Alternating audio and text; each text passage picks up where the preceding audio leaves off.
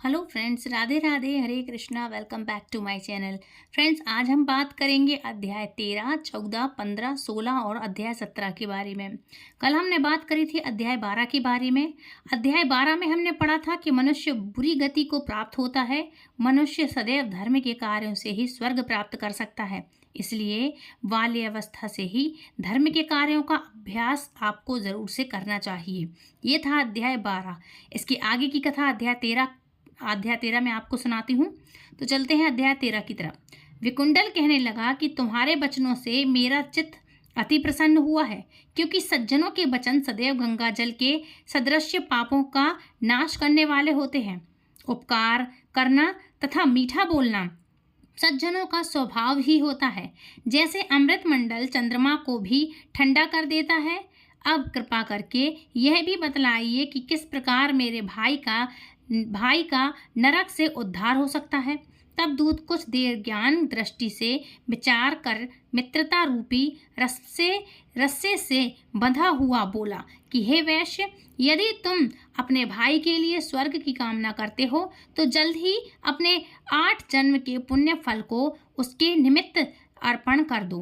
तब विकुंडल ने कहा, हे देवदूत, वह पुण्य क्या है और मैंने कौन से जन्म में और कैसे किया है? मतलब कौन से जन्म में और कैसे किया है, सो सब बतलाओ, फिर मैं अपना पुण्य आप अपने भाई को दूंगा। दूत कहने लगा कि हे वैश्य, सुनो, मैं तुम्हारे पुण्य का सब कथा कहता हूँ। पूर्व समय में मधुबन की शाल्की नाम का ऋषि था। वह बड़ा तपेश्वरी ब्रह्मा के समान तेज वाला तथा तप करने वाला और नवग्रह की तरह उसकी स्त्री रेवती के 9 पुत्र थे। मतलब वो तपस्वी था और ब्रह्मा के समान तेज वाला था। उसकी नवग्रह की तरह उसकी स्त्री थी। रेवती के 9 पुत्र थे, उस स्त्री का नाम रेवती था। उसके 9 पुत्र थे, जिनके नाम ध्रुव, शशि, बुध, तारा, ज्योतिमान थे। इन पांचों ने गृहस्थाश्रम धारण किया था तथा निमोह, जितमाय, ध्याननिष्ठ और गुणातज्ञ ये चारों संन्यास ग्रहण कर वन में वो लोग रहने लगे। ये शिखा सूत्र से रहित पत्थर और सोने को समान समझते थे। जो कोई अच्छा या बुरा उनको अन्न देता वही खा लेते, और कोई कैसा ही कपड़ा दे देता उसको ही वह पहन लेते। सदैव ब्रह्मा के ही ध्यान में वो लोग लगे रहते। इन चारों ने व्रत, शीत, निद्रा और आहार सबको जीत लिया। बस चर अचर को विष्णु रूप समझते हुए मौन धारण करके संसार में विचरते थे। ये चारों महात्मा तुम्हारे घर आए। जब तुमने मध्याह्न के समय भूखे प्यासे इनको आंगन में देखा तो तुमने गदगद कंठ से तुम्हारे आंखों से आंसू भरकर उनको नमस्कार किया और इनका बड़ा आदर सत्कार किया। इनके चरणों को धोकर बड़े प्रेम से तुम इनसे कहने लगी कि आज मेरे अहोभाग्य हैं। मतलब ये पूर्व जन्म की बात बता रहे हैं कि पहले क्या किया था। आज मेरा जन्म सफल हुआ, ये तुमने कहा। मुझ पर भगवान प्रसन्न हुए, मैं सनाथ हुआ। मेरे माता पिता, पत्नी, पुत्र, गौ आदि सभी धन्य हैं, जो आज मैंने हरि के सदृश आपके दर्शन किए। सो हे वैश्य, इस प्रकार तुमने श्रद्धा से उनका पूजन किया और चरण धोकर जल को नतमस्तक लगाया। फिर विधि पूर्वक उनका पूजन करके तुमने इन सन्यासियों को भोजन कराया। इन सन्यासियों ने भोजन करके रात को तुम्हारे घर में विश्राम किया और ब्रह्म के ध्यान में लीन हो गए। इन सन्यासियों के सत्कार से जो पुण्य तुमको मिले सो मैं कहने में असमर्थ हूँ, क्योंकि सब भूतों में प्राणी श्रेष्ठ हैं। प्राणियों में बुद्धि वालों में मनुष्य, मनुष्यों में ब्राह्मण, विद्वानों में पुण्यात्मा और पुण्यात्माओं में ब्रह्म ज्ञानी सर्वश्रेष्ठ हैं। ऐसी ही संगति से बड़े बड़े पाप नष्ट हो जाते हैं। यह पुण्य तुमने अपने पहले 8वें जन्म में किया था। सो यदि तुम अपने भाई को नरक से मुक्त कराना चाहते हो तो यह पुण्य दे दो। सो दूत के ऐसे वाक्य सुनकर उसने प्रसन्नचित्त से अपना पुण्य अपने भाई कुंडल को दे दिया और वह नरक से मुक्त हो गया और दोनों भाई देवताओं से पूजित किए गए। तब दूत अपने स्थान को चला गया। इस प्रकार वैश्य के पुत्र विकुंडल ने अपना पुण्य देकर अपने भाई को नरक की यातना से छुड़वाया। सो हे राजन, जो कोई इस इतिहास को पढ़ता है वह सुनता है, वह 1000 गोदान का फल प्राप्त करता है। फ्रेंड्स, ये था अध्याय 13। अब बात करेंगे अध्याय 14 के बारे में। अध्याय 14 में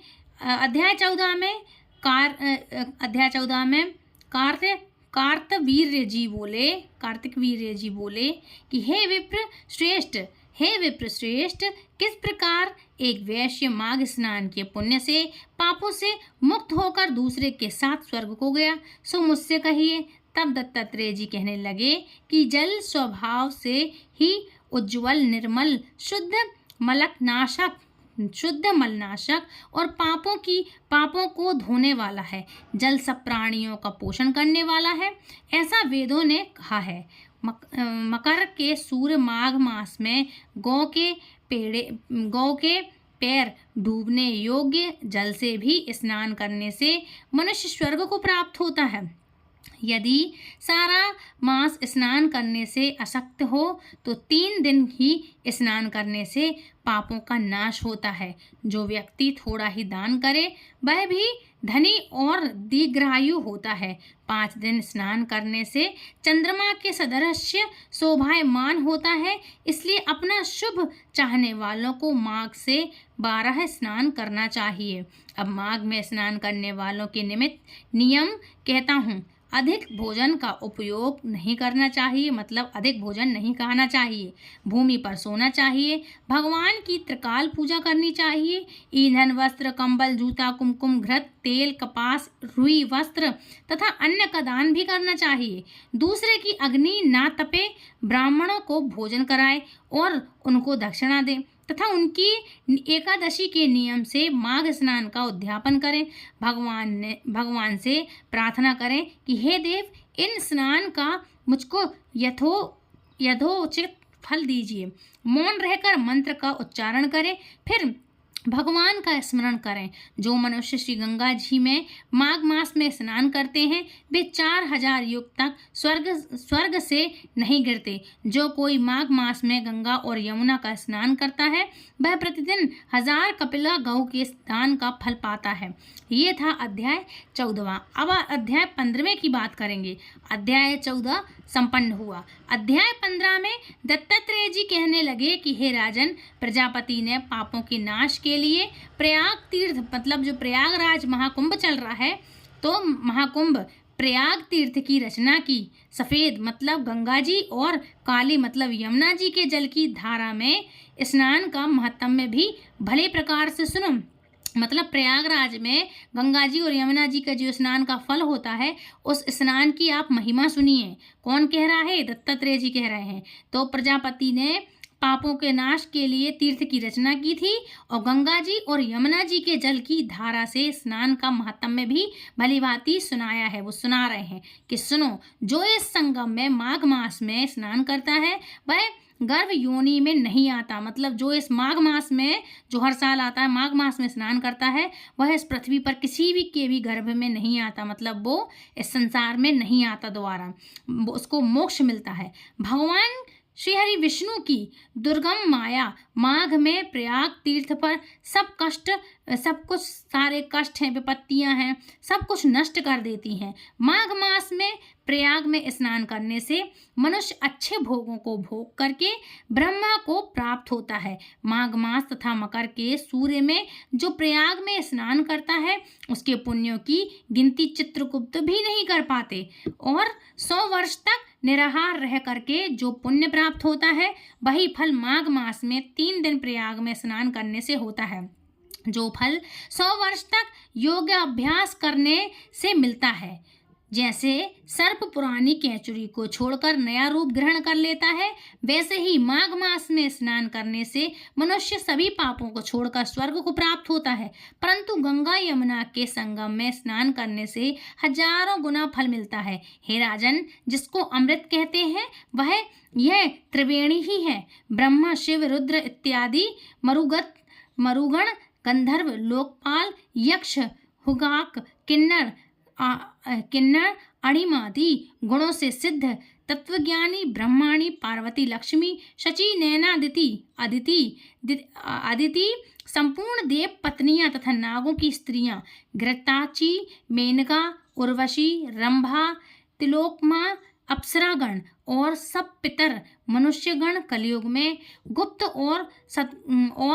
और सतयुगादि में प्रत्यक्ष सब देवता माघ मास में स्नान करने के लिए आते हैं। माघ मास मतलब ये जो स्नान का जो मास चल रहा है, स्नान माघ मास जिसको कहते हैं, जनवरी जिसको बोलते हैं, इसमें सभी लोग स्नान करने के लिए प्रत्यक्ष पृथ्वी पर आते हैं।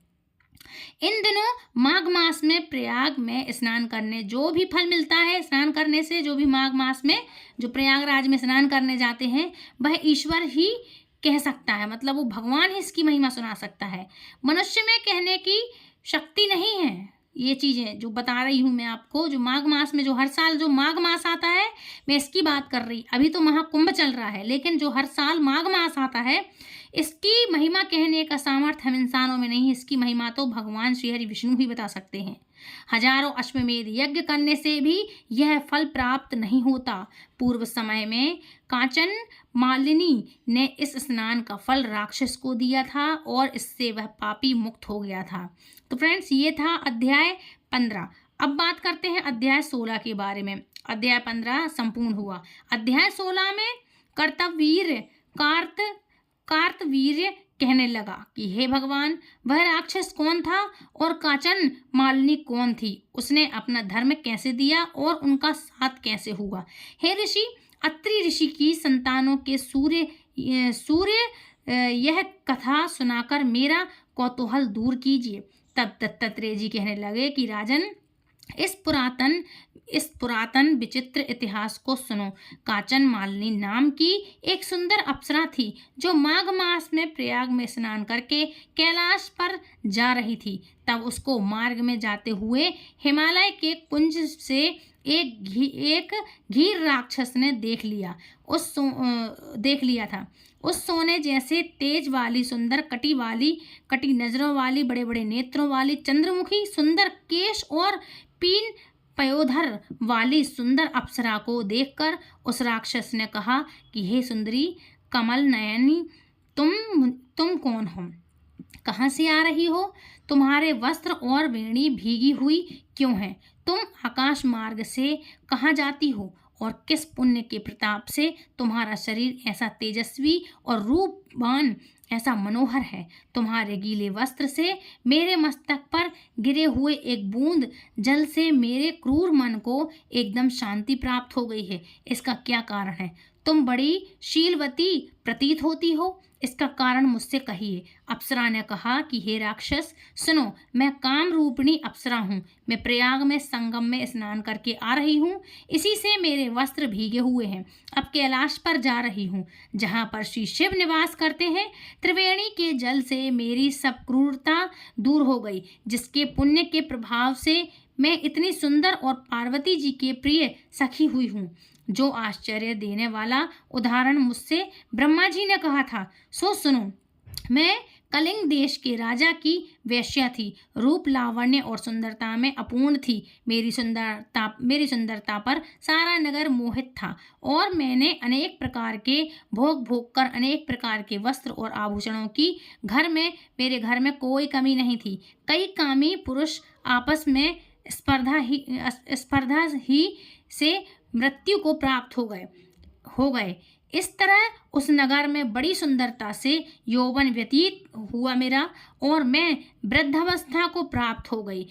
तब मेरे मन में विचार उत्पन्न हुआ कि मैंने अपनी सारी आयु पापों में ही व्यतीत कर दी है। धर्म का कोई कार्य, दान, तप, यज्ञ आदि मैंने नहीं किया। शिव या दुर्गा जी की आराधना नहीं की, ना कभी भगवान विष्णु का पूजन किया। इस प्रकार अशांत चित्त से मैंने एक ब्राह्मण की शरण ली जो वेदों का ज्ञाता था और ब्रह्मनिष्ठ था। मैंने उनसे पूछा कि मेरा उद्धार किस प्रकार हो सकता है। महाराज, साधु सज्जन अच्छे और बुरे सभी पर दया करते हैं, इसलिए मुझ दीन पर भी कृपा करके मुझ कीचड़ में डूबी हुई को पकड़कर उबारिए। क्षीण सागर क्या हंस को ही दूध देता है, बतख को नहीं देता। तब वह ब्राह्मण राजा का पुरोहित इन सब बातों को सुनकर मुझ पर दया करके कहने लगा कि तू ब्रह्मा के क्षेत्र मतलब प्रयाग में जाकर माघ मास में त्रिवेणी में संगम में स्नान कर, परंतु मन में अशुभ क्रिया का विचार नहीं करना। पापों के नाश के लिए महर्षियों ने तीर्थ स्थान से अधिक और कोई प्रायश्चित नहीं बताया। प्रयाग में स्नान करने से तू अवश्य पवित्र होकर के स्वर्ग को जाएगी। हे भामिनी, पुराने समय में गौतम ऋषि भी स्त्री को देखकर इंद्र के काम के वशीभूत होकर कपट वेश में उससे भोग करते थे। इसलिए ऋषि द्वारा श्राप दिया गया और उनका शरीर अत्यंत लज्जायुक्त हजारों भागों वाला हो गया। तब इंद्र नीचे मुंह करके अपने पाप कर्म की बुराई करने लगा। मेरु पर्वत के शिखर पर स्वच्छ जल वाले सरोवर पर एक स्वर्ग कमल से भरे हुए कोटर में घुस गया और अपने पाप को धिक्कारता हुआ कामदेव की बुराई करने लगा कि यह सब पापों का मूल है। इसके ही वशीभूत होकर मनुष्य नरक में जाते हैं और अपने धैर्य, कीर्ति, यश और धैर्य का नाश करते हैं। इंद्र ऐसा सोच रहा था कि इंद्र के बिना सारा देवलोक शोभाहीन हो गया। तब देवता, गंधर्व, किन्नर, लोकपाल, इंद्राणी के सहित ब्रह्मा जी से जाकर पूछने लगे कि महाराज, इंद्र के ना रहने से स्वर्ग ऐसा शोभाहीन हो गया जैसे सत्पुत्रों के बिना श्रेष्ठ कुल, इसलिए स्वर्ग की शोभा के लिए कोई क्रिया सोचिए। इस विषय में देर नहीं करनी चाहिए।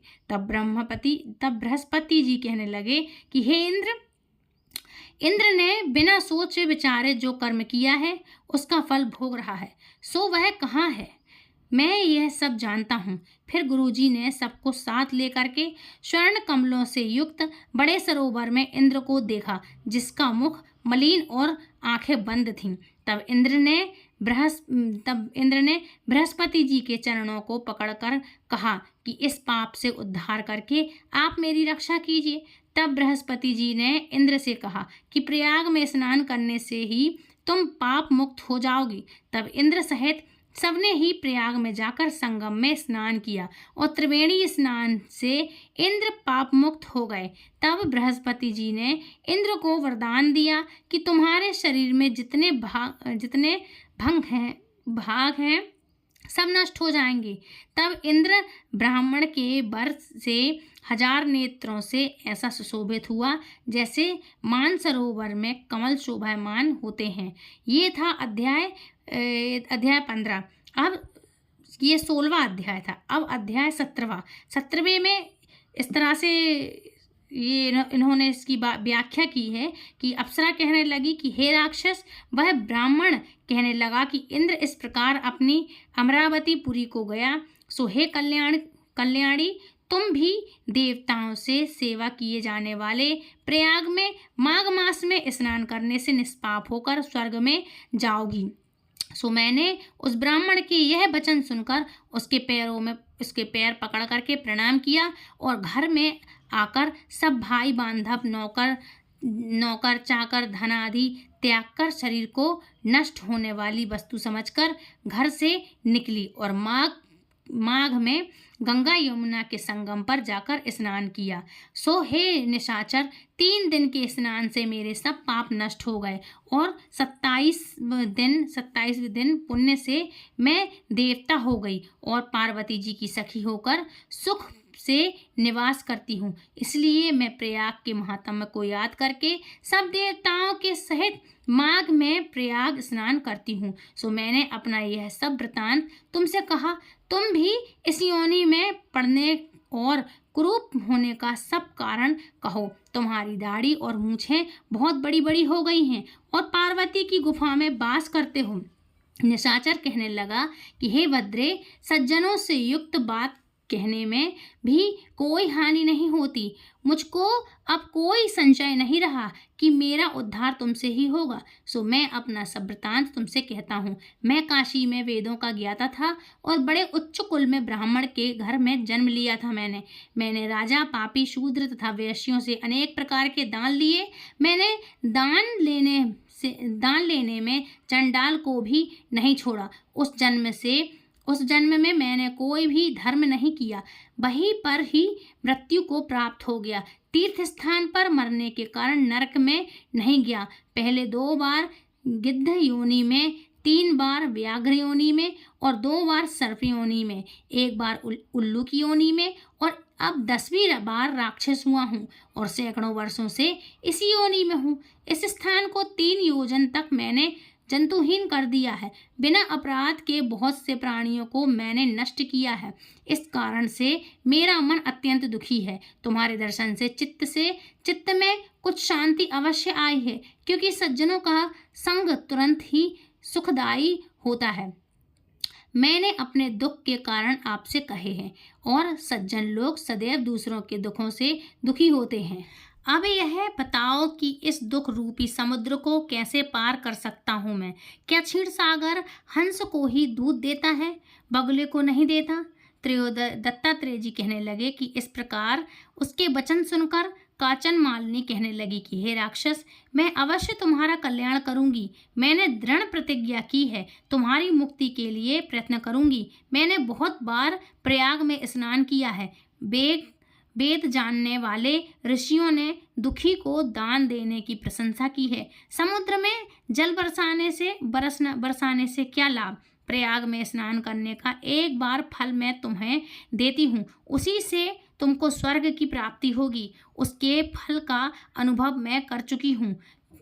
तब उस अप्सरा ने अपने गीले वस्त्र का जल निचोड़ करके जल को हाथ में लेकर के माघ स्नान के फल को उस राक्षस को अर्पित कर दिया। उसी समय पुण्य प्राप्त कर वह राक्षस शरीर छोड़कर तेजमयी सूर्य के सदृश देवता रूप हो गया और आकाश में विमान पर चढ़कर अपनी कांति से चारों दिशाओं को प्रकाशित करता हुआ शोभायमान हुआ और कहने लगा कि ईश्वर ही जानता है तुमने कितना उपकार मुझ पर किया है। अब भी कृपया शिक्षा दो, आप ही मुझे शिक्षा दो, जिससे मैं कभी पाप ना करूं। अब मैं तुम्हारी आज्ञा पाकर स्वर्ग में जाऊंगा। तब कांचन माली ने कहा कि सदैव धर्म की सेवा करो, काम रूपी शत्रु को जीतो, दूसरों के गुण तथा दोषों का वर्णन मत करो, शिव और वासुदेव का पूजन करो, इस देह का मोह मत करो, पत्नी पुत्र धन आदि की ममता त्यागो, सब बोलो, सत्य बोलो, वैराग्य भाव धारण कर योगी बनो। मैंने तुमसे ये धर्म के लक्षण कहे। अब तुम देवता रूप होकर शीघ्र ही स्वर्ग को जाओ। दत्तात्रेय जी कहने लगे कि इस प्रकार गंधर्वों से सुशोभित वह राक्षस कांचन माली को नमस्कार करके स्वर्ग को गया और देव कन्याओं ने वहां आकर कांचन मालिनी पर पुष्पों की वर्षा की और प्रेम पूर्वक कहा कि हे भद्रे, तुमने इस राक्षस का उद्धार किया। इस दुष्ट के डर से कोई भी इस वन में प्रवेश नहीं करता था। अब हम निडर होकर विचरेंगी। इस प्रकार कांचन माली उस राक्षस का उद्धार करके प्रेम पूर्वक देव कन्याओं के साथ क्रीड़ा करती हुई शिवलोक को गई। तो फ्रेंड्स, ये था अध्याय, आज का अध्याय जो कि 17वां अध्याय था। आई होप आज के इतने अध्याय आपने सुने तो कुछ सीखा होगा, कुछ जाना होगा, आपको अच्छा लगा होगा। तो ये इतनी अच्छी जानकारी है तो दूसरों तक आप शेयर जरूर कीजिए, क्योंकि ये माघ मास की महिमा का वर्णन है। और यदि आपको हमारा वीडियो पसंद आया तो प्लीज़ वीडियो को लाइक शेयर कमेंट करें, चैनल सब्सक्राइब करें। और यदि आप हमारे चैनल पर पहली बार जुड़े हैं, पहली बार ये वीडियो आप तक पहुँच गया है, तो चैनल को आप सब्सक्राइब करके बेल आइकन को ऑल पे प्रेस कर लें, ताकि आने वाली हर एक वीडियो की नोटिफिकेशन सबसे पहले आप तक पहुँचे। तो फ्रेंड्स, आज की अध्याय यहीं तक था। नेक्स्ट अध्याय में आपको बताऊँ बताऊंगी इसके बाद क्या हुआ। तो यदि आपको हमारी ये कथाएं अच्छी लग रही हैं, पसंद आ रही हैं, तो दूसरों तक शेयर करें। और यदि आप हमें दक्षिणा देना चाहते हैं, जिस तरह से आप दान देते हैं, दक्षिणा देते हैं किसी को किसी पंडित को कथा सुनाने के उपलक्ष्य में, तो नीचे सुपर थैंक्स का बटन अवेलेबल है। आप चाहें तो हमें अपने मन मुताबिक दक्षिणा प्रदान कर सकते हैं। तो फ्रेंड्स, मिलती हूँ नेक्स्ट वीडियो में। तब तक के लिए राधे राधे, हरे कृष्णा, हरि बोल। और माघ मास की आप सभी को ढेर सारी शुभकामनाएं। हरे कृष्णा, हरि बोल।